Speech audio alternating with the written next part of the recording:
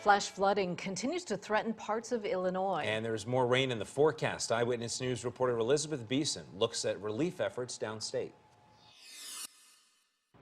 For most Illinois natives, swollen rivers and roadways are all too familiar.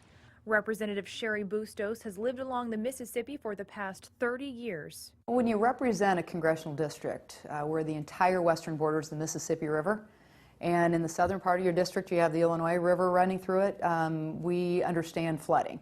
So does another Illinois native who's visiting the nation's capital. The weather has been very wet, unlike the last 2 years, which we've had a dry spell.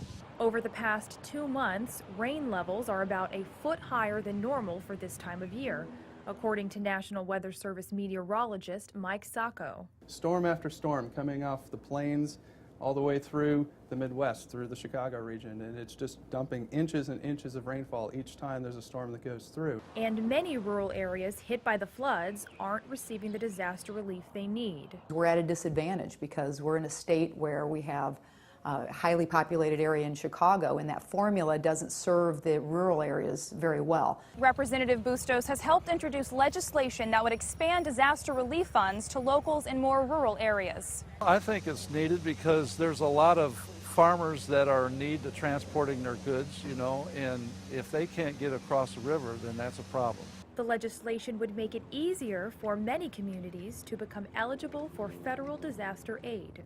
In Washington, Elizabeth Beeson, Eyewitness News.